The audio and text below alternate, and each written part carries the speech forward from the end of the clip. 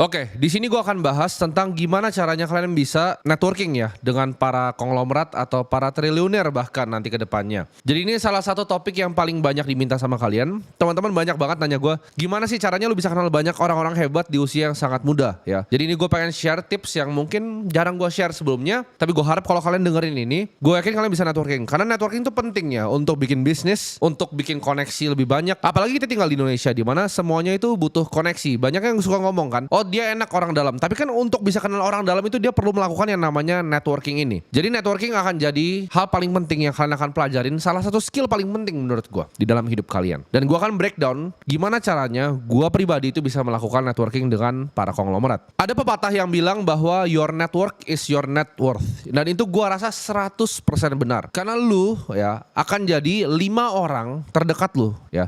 Kalau lu kebanyakan nongkrong misalnya sama tukang gosip, 5 teman lu nih, misalnya lu teman sekolah atau teman kuliah, 5 teman lu adalah tukang gosip, lu akan selalu ngegosip karena hanya itu yang kalian bisa omongin. Gak ada value yang kalian bisa saling berikan, gak ada ide bisnis yang kalian bisa omongkan, dan hanya yang lu bisa lakukan adalah jadi tukang gosip. Sedangkan kalau lu nongkrong sama tukang sepeda contohnya ya, 5 teman lu itu main sepeda ya kan, muter-muter sepeda, lu pasti beli sepeda dan akhirnya naik sepeda. Kalau 5 teman lu itu konglomerat, ujung-ujungnya lu pasti akan jadi konglomerat juga. Nah sebelum gue akan sharing tips gue pengen kalian bisa punya kacamata dari para mentor yang kalian mau capai ini ya. Kalian mau ketemu sama mentor-mentor ini, gue mau kasih kalian sedikit gambaran gimana caranya mereka itu mikir tentang kalian. Anggaplah kalian punya mimpi kan pasti. Anggap kalian udah 20 tahun di depan, 30 tahun di depan, 40 tahun di depan ya. Kalian tuh udah beneran sukses ya kan, udah pengusaha yang hebat atau investor yang hebat, uang kalian sudah banyak, koneksi kalian di mana-mana. Ya. Lalu kalian ngeliat diri kalian sendiri yang sekarang. Mungkin kalian sekolahnya sama kalian, cara ngomongnya sama, ambisinya sama gitu. Anak ini gila gitu, dari kecil udah gila gitu, ambisinya sama, kemauannya keras gitu. Dan gak cuma ambisi, dia benar-benar melakukan sesuatu, coba-coba terus ya. Lalu anak ini datang ke kalian, misalnya dia DM kalian bilang, bro ngopi yuk gitu. Apa yang akan kalian lakukan? Kalian udah sukses nih 40 tahun lagi, tapi anak ini punya banyak sekali kemiripan dengan kalian. Gue yakin kebanyakan dari kalian akan terima tawaran kopi itu. Kenapa? Karena kita pengen bantu orang lain. Manusia itu nalurinya memang pengen bantu orang lain. Kita pengen jadi manfaat untuk sesama. Pasti kalian akan bantu. Kalian akan lihat bahwa anak ini adalah gue yang dulu. Nah itu adalah perasaan para mentor-mentor dalam melihat kalian. Jadi kalau misalnya gue punya teman-teman yang konglomerat ya, kenapa mereka banyak mau berteman dengan gue? Ini kalimat yang gue dengar 1000 kali di kuping gue sama orang-orang berbeda yang jauh lebih sukses dari gue. Tim, lu bener-bener ingetin gue waktu gue masih muda. Bahkan lu lebih hebat dibanding gue. Lu ingetin dulu semangat gue waktu gue masih muda. Gue kayak lu nih, jualan sedotan begini juga sama gitu. Mereka melihat similarity-nya dan mereka pengen membantu karena mereka melihat gue adalah versi mereka yang dulu, yang mungkin ambisinya masih sama. Mereka bahkan gak mau ngeliat gue jatuh. Mereka tahu, oh lu akan jatuh di sini Tim. Dan mereka sharing ke gue supaya gue gak masuk di lubang yang sama ketika mereka masuk. Dan itu yang akan kalian lakukan kalau ada anak yang tadi ya 40 tahun lebih muda dari kalian, minta saran ke kalian. Orang itu sebenarnya banyak yang mau membantu, tapi lu harus berani untuk bertanya. Jadi lu harus jadi aktif. Walaupun sekarang mungkin kalian belum punya apapun untuk di offer, tapi kalian harus lebih aktif untuk mencari similarity ini dengan orang-orang yang seperti siapa. At least kalau nggak punya barangnya, nggak punya bisnisnya dulu, nggak punya value-nya, punyalah karakternya dulu. Nah tapi untuk sampai ke tahap berminta, kalian nggak bisa sembarangan minta, lu jadi mentor gua gitu. Karena lu harus punya value yang lu bisa berikan ke orang tersebut. Nah untuk bisa define value kita harus tentukan dulu jati diri kita ini sebenarnya seperti siapa. Jangan seperti orang labil gitu ya. Sebenarnya skill lu bukan di situ, tapi lu pikir lu di situ, lu jadi orang delusional, gue bilangnya. Lu harus tentukan jati diri lu tuh siapa gitu. Kalau misalnya emang hidup lu itu misalnya lu mau jadi seorang, gue kasih contoh aja, seorang editor. Lu jadilah editor terbaik satu Indonesia, lu adalah editor paling jago. Maka di situ lu akan punya value. Berbeda sama orang sampah yang cuma ngajak, oh gue mau jadi mentor gue, nggak akan diterima. Tapi kalau lu jadi editor yang terbaik di Indonesia, lu pasti punya value ke gue. Kalau lu mau jadi crypto trader, lu jadilah trader yang paling jago satu Indonesia. Di situ lu punya value untuk gue. Bill Gates dan Warren Buffett itu waktu pas muda pernah ketemu bapaknya Bill Gates. Lalu ditanya sama bapaknya Bill Gates, dikasih kertas ya, ada 20 orang. Jadi gak cuma Warren Buffett dan Bill Gates, ini 20 orang sukses dikumpulin sama bapaknya Bill Gates. Ditanya, kalian coba tulis satu hal yang bikin kalian sukses. Bill sama Warren gak koordinasi, mereka tulis satu kata, yaitu fokus. Bill Gates itu dari dulu terobsesi ya, dari sangat muda terobsesi dengan coding. Warren Buffett itu pertama kali filing tax dia ya, pajaknya dia pertama kali filing tuh umur 13 tahun. Dulu dia suka lempar kelereng tuh, kelereng di bathtub yang ada airnya, dia suka judiin itu mana yang lebih jauh. Dia suka hitung gitu. Kayak berapa sih ini tutup botolnya segala macam. Dia terobsesi dengan angka ya, angka dan matematika, dan dia jadi investor yang terbaik.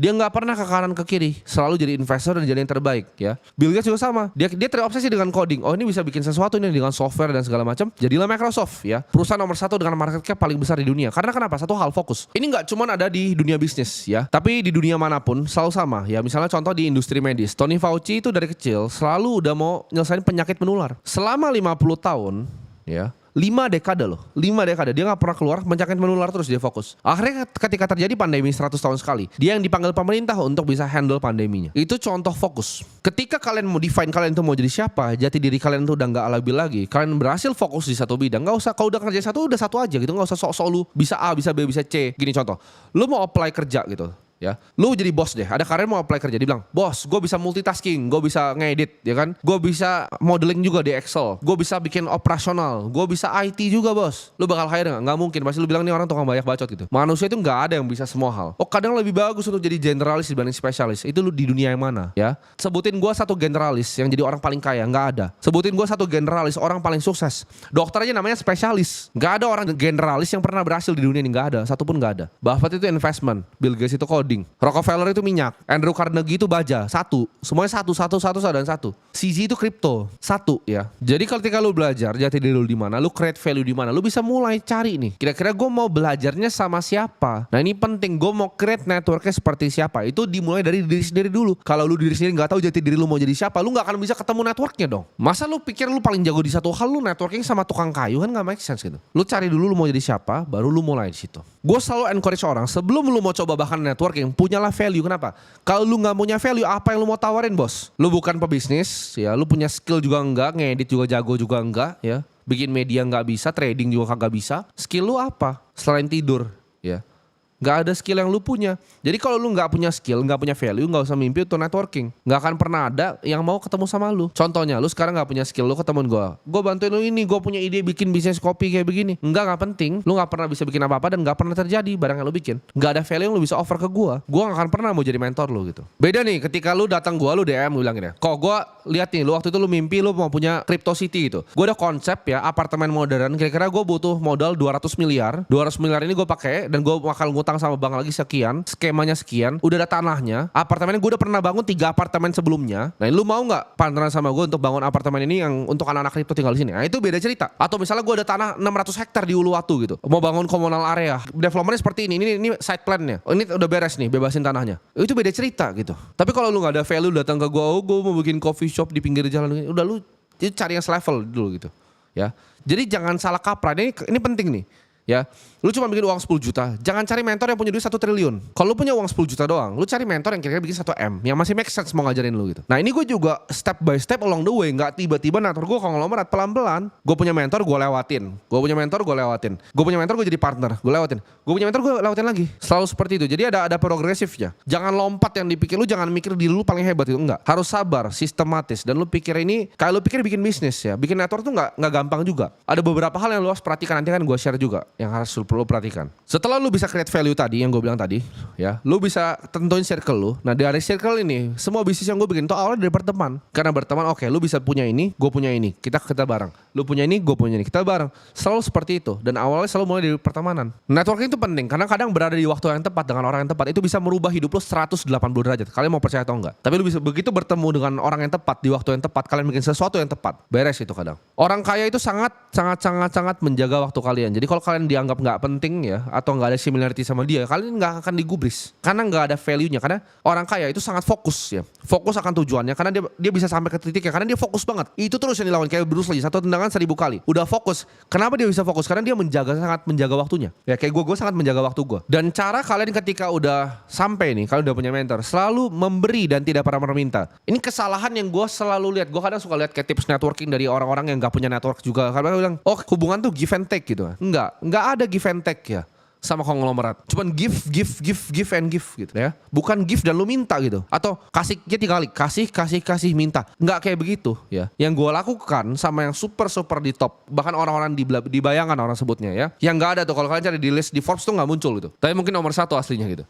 Orang-orang seperti ini nggak bisa kalian minta ya. Dan mereka itu kenapa bisa sampai paling atas di hidup ya? Karena mereka tuh udah bisa baca orang. Ngeliat orang sekali udah tahu, nih orang si bangsat ini maunya apa, langsung tahu. Oh ini cuma mau meres duit, oh ini cuma mau minta duit, ini cuma mau ini. Udah tahu. Gak usah jauh-jauh deh, gak usah sampai level mereka. Level gue aja gue langsung tahu. Ketemu orang sekali di depan gue langsung tahu ini orang sampah atau enggak. Ada manfaatnya atau enggak. Ini orang mau ngapain dari gue. Itu udah ada sensing ya, karena udah bertemu sangat banyak orang ya. Udah bertemu dari mungkin institusi A, dari aparat, dari anggota, dari mafia udah ketemu. Udah tahu orang itu begini, oh ini similar nih. Karena manusia itu pattern recognition pinter. Dari orang sukses itu udah banyak masalah di hidupnya. Oh ini orang bakal bawa masalah, oh ini bakal kayak gini. Ini sampah nih karakternya nih. Mereka langsung tahu sekali ngelihat. Jadi kalau kalian nggak genuine, kalian udah ada agendanya, oh gue mau ketemu dia karena mau ini, oh dia pasti tahu. Jadi kalian bisa lakukan cuma satu, kasih dan kasih. Sampai dia ngasih ke lu, ngerti gak? Jadi jangan give take gitu. Kasih aja terus. Ntar dia juga akan kasih lu sesuatu kalau dia merasa lu berguna untuk dia. Jadilah orang yang genuinely baik ya. Kalian punya empati dan benar-benar dengar apa concern dari orang-orang yang kalian mau networking ini. Jangan merasa lu orang paling pinter karena lu bukan yang paling pinter ya. Kalau lu ketemu networking sama orang, kalian mau bragging gitu. Oh gue tuh udah begini nih, gue udah kerja di sini. Selalu gue dengar orang seperti itu. Baru ketemu, oh udah ngomong terus gitu. Gue tuh hebat begini, gue ini. Enggak, lu gak hebat-hebat banget. Jadi kalian belajar punya humility juga kalau ketemu sama orang. Karena kenapa? Kalau kita ngebacot, ya kita ngomong, itu cuman apa yang kita tahu di otak kita. Sedangkan kalau lu dengerin orang, itu apa yang mereka tahu ya. Ngapain coba? Lu ngomong sesuatu yang lu udah tahu gitu loh. Fungsinya buat ngisi otak lu apa nol. Yang keluar dari mulut lu semua itu nggak ada yang penting. Itu hanya apa yang lu tahu. Kalau orang lebih sukses dari lu, yang lu lakukan cuma satu, dengerin. Tanya dan dengerin. Jangan kayak, tapi ini begini-begini. Enggak, lu goblok gitu. Jangan pernah ngomong, jangan pernah motong gitu. Karena nggak ada value-nya yang keluar dari mulut lu. Makanya kadang kalau misalnya kalian lihat ya, kalau konglomerat atau orang-orang yang sukses yang pernah ketemu gue di aslinya pasti tahu. Gue itu berbeda dengan apa yang di kamera. Bahkan tuh kalian banyak yang nggak bisa melihat seperti itu. Karena level kalian masih di situ. Tapi kadang konglomerat ngeliat gue udah tahu nih, oh ini orang sebenarnya aslinya begini. Bahkan dari kamera. Karena kalau lu ngejudge orang dari kamera sama aslinya, itu kayak lu ngejudge pemain film ya, dari film yang dia mainkan. Berbeda total ya, berbeda total. Gue menyampaikan karakter seperti ini karena ada agendanya. Karena gue pengen kalian bisa mengerti apa yang gue sampaikan ya. Karena kalau kadang orang Indonesia dibaik-baikin jadi sampah hidupnya. Harus sekali-sekali ditampar-tampar seperti ini. Jadi buat kalian yang mau networking, itu beberapa tips yang gue bisa kasih. Dan mungkin tips terakhir, ini simple tapi ini sangat bermanfaat ya. Jangan pernah telat. Karena mereka sangat menghargai waktu. Lu ketemu orang kaya datang sejam sebelum. Tapi enggak datang sejam sebelum. Lu tunggu di situ. Waktu lu enggak penting. Waktu dia 1 jam ya. Lu enggak akan pernah bisa bayar dengan hidup lu sampai dari lu hidup sampai lu mati. Lu enggak bisa bayar waktunya. Jadi jangan pernah telat. Karena orang kaya paling benci orang yang telat sama waktu. Jadi kalau kalian udah ketemu sama orang nih sejam sebelum, tunggu aja ya. Oh tapi gue malas ya. Hidup lu tuh enggak penting gitu. Lu tidur juga enggak ada yang peduli gitu. Mungkin lu hilang besok juga enggak ada yang sayang sama lu gitu. Orang tua lu 3 bulan juga mungkin lupa nanti sama lu. Jadi jangan anggap waktu lu tuh penting. Jadi selalu hargai waktu ketika lu berhasil mendapatkan pertemuan dengan orang yang lebih kaya. Jadi build value dulu, tentuin jati diri lu, buat circle lu. Lihat, network lu yang bikin, mau di industri mana lu yang bikin nih. Baru terakhir lu selalu kasih ke mereka. Punya empati, mendengarkan, give and keep giving. Sampai akhirnya mentor lu ini bisa give ke lu. Itu saran dari gua untuk bisa networking dengan para konglomerat.